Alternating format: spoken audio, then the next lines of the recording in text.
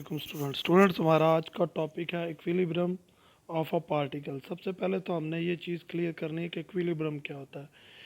कोई भी पार्टिकल जब कोई या बॉडी जो कि अपनी स्टेट ऑफ रेस्ट या स्टेट ऑफ मोशन में हो, वो गिर ना रही हो, तो वो इक्विलिब्रियम पोजीशन पे होती है। या वो यूनिफॉर्म मोशन कर रहा होता है या बॉडी वो यूनिफॉर्म मोशन में होगी या यूनिफॉर्म रेस्ट की पोजीशन में होगी, ठीक है। उसको इक्विलिब्रियम कहा जाता है। इक्विलिब्रियम की दो कंडीशंस हैं, ठीक है जी। तो दो कंडीशंस हैं और थ्री स्टेट्स हैं। टू कंडीशंस के अंदर पहली चीज़ तो ये कि फर्स्ट कंडीशन ऑफ इक्विलिब्रियम और second condition of equilibrium.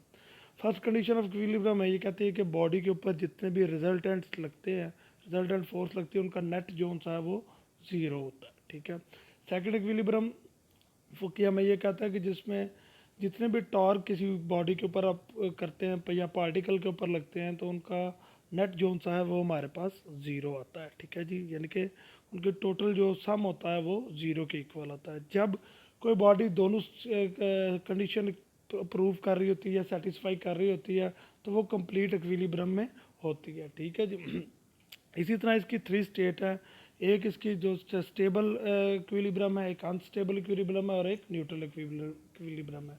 Stable के अंदर मतलब ये है कि जिसके अंदर अगर आप किसी बॉडी को टिल्ट करें और वो वापस अपनी पोजीशन पे आ जाए, तो वो स्टेबल इक्विलिब्रियम में होगी। अगर आप किसी बॉडी को हल्का सा टिल्ट करते हैं और वो अपनी पहली पोजीशन पे वापस नहीं आती, तो वो उसका अनस्टेबल इक्विलिब्रियम होगा। न्यूट्रल इक्विलिब्रियम अमूमन राउंड बॉडीज़ या बॉल्स वगैरह या बलून्स वगैरह ये न्यूट्रल इक्विलिब्रियम में होते हैं, क्योंकि इनका सेंटर ऑफ ग्रेविटी चेंज नहीं होता, ठीक है जी। अब आता है इक्विलिब्रियम ऑफ अ पार्टिकल। इसके अंदर भी वो यही बात कर रहा है कि Newton first law of motion हमें ये कहता है। फर्स्ट लॉ ऑफ मोशन को जैसे कि आपको पता है हम लॉ ऑफ इनर्शिया भी कहते हैं। लॉ ऑफ इनर्शिया उसको क्यों कहा जाता है, या फर्स्ट लॉ ऑफ न्यूटन की डेफिनेशन क्या है कि Newton first law of motion हमें ये कहता है कि अगर कोई बॉडी अपनी यूनिफॉर्म मोशन या uniform state of rest continue रखेगी टिल देन, जब तक उसके ऊपर कोई नेट फोर्स एक्ट ना कर रही हो या कोई बाहर वाली फोर्स एक्ट करके उसकी वैल्यू को चेंज ना कर दे या उसे मूव ना कर दे, ठीक है। तो इसको कहा जाता है रिजल्ट ऑफ। इस तरह इसी बात के अंदर, इसी पैरे के अंदर उसने दोबारा लिखा हुआ है कि वो resultant R is equal to A plus B plus C, यानी कि इसके ऊपर पार्टिकल के ऊपर जितनी भी A plus B plus C जितनी भी फोर्सेस लग रही है, वो तमाम फोर्सेस का सम जो सा है वो जीरो के इक्वल होगा। इसी तरह अगर हम इसको एक्सिस या कोऑर्डिनेट पे ले आते हैं, तो R X is equal to A X plus B X plus C X that is equal to zero, ठीक है। इसी तरह जो सा है आर वाई का है और आर जेड का है। इन दी एंड यानी कहने का मतलब ये है कि रिजल्टेंट फोर्स जो सी है वो हमारी ज़ीरो के इक्वल होगी।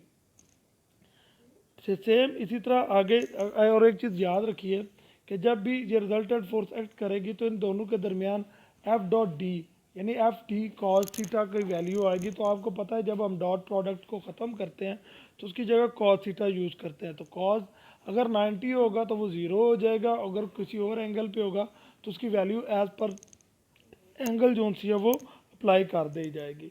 अब आता है Newton third law of motion. Newton third law of motion कहता है कि हर फोर्स का इक्वल बट अपोजिट रिएक्शन होता है, ठीक है। अगर आप किसी बॉडी को, जैसे आप बॉल को दीवार पे मारते हैं, जिस फोर्स से आप मारते हैं उसी फोर्स से वो वापस आती है। इसमें फ्रिक्शन को निगलेक्ट किया जाता है, ठीक है। अगर आप फ्रिक्शन को कंसीडर करेंगे तो फिर इसकी वैल्यू में थोड़ा बहुत फ़र्क आ जाता है, ठीक है। तो आपको ये पता है कि जितने भी ये लॉज होते हैं ये हाइपोथेटिकल यानी फ्रिक्शनलेस सिस्टम के अंदर क्रिएट किए जाते हैं और उसी के अंदर बनाए जाते हैं, ठीक है जी। इसी तरह आप इसके अंदर कुछ प्रॉब्लम्स दी गई हुई हैं और इंतहाई सिंपल और सादा प्रॉब्लम्स है, ठीक है, जिसमें टेंशन को फाइंड करना है टेजेंट का एंगल लगा के, ठीक है जी, कॉस के एंगल लगा के टेजेंट का एंगल लगा के। तो ये सिंपल न्यूमेरिकल आपको दिए गए हुए हैं, ठीक है, जिनको आपने टास्क को आपने परफॉर्म करना है। इसके आगे जो हमारा मेन जो है वो फ्रिक्शनल फोर्सेस, जैसे कि हमने फ्रिक्शन के मतलब पिछले दो टॉपिक्स में पढ़ा है। फ्रिक्शन बेसिकली किसी बॉडी की ऐसी चीज़ जो किसी बॉडी के मोशन को रोकने की कोशिश करती है वो फ्रिक्शन कहलाती है।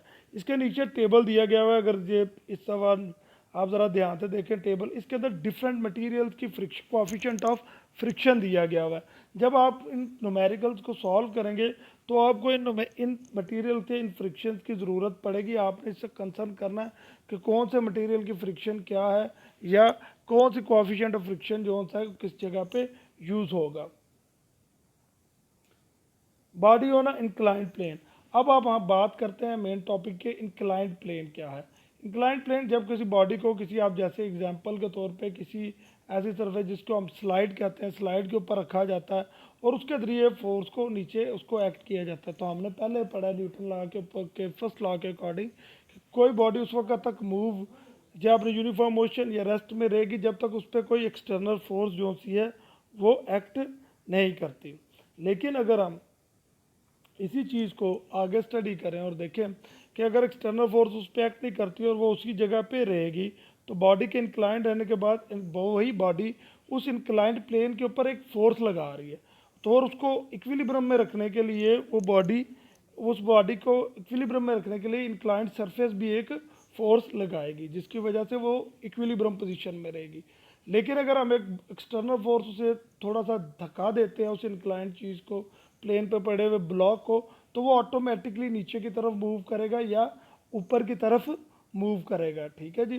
तो इसकी इंक्लाइंड प्लेन होने की वजह से जो पैरेलल फोर्स ही लगेंगी वो नीचे जो उसने डायग्राम दी हुई है, एफ वेट वर्टिकली डाउनवर्ड करेगा और जो उसकी पैरेलल फोर्स होगी वो उसके परपेंडिकुलर होगी और उसके साथ एंगल बना के लगेगी। ठीक है। यहाँ पे नीचे डिफरेंट शेप्स के अंदर उसने डिफरेंट बॉडीज़ के एंगल्स दिए हुए हैं और डिफरेंट एंगल्स को बताया हुआ है कि इसी तरह एंगल लगेगा और उस पर फोर्स पुट ऑन होगी। दैट न्यूमेरिकल में वो कहता है n-86.1 LB। ठीक है। यहाँ पे LB बेसिकली पाउंड से यहाँ पे रिप्रेजेंट किया गया हुआ है। F mass is equal to 69.63 LB। अगर तो आपको जो वेट है वो LB में यानी कि पाउंड्स में दिया गया हुआ है तो आप अपनी न्यूमेरिकल वैल्यू के अंदर भी आंसर LBs या पाउंड के अंदर ही देंगे। लेकिन अगर आपको वेट न्यूटन साथ लिख के दिया गया हुआ है तो आप उसको न्यूटन के साथ ही उसके आंसर के अंदर न्यूमेरिकल को जस्टिफाई करेंगे जी। बाकी नीचे आपके लिए थोड़ी सी एक्सरसाइज दी गई है। ठीक है। इनमें से कुछ न्यूमेरिकल्स आपने करने हैं, कुछ नहीं करने हैं। ठीक है। तो सिंपल एज कि अगर आपसे ये न्यूमेरिकल हो जाए तो ठीक है, नहीं तो फिजिकल लेक्चर में मैं आपको ये न्यूमेरिकल सारे करवा दूंगा। ठीक है जी। बाकी अगर किसी को ना समझ आए तो सुबह जब लेक्चर होगा, जूम की क्लास होगी, तो उसमें मेरे से पूछ सकता है।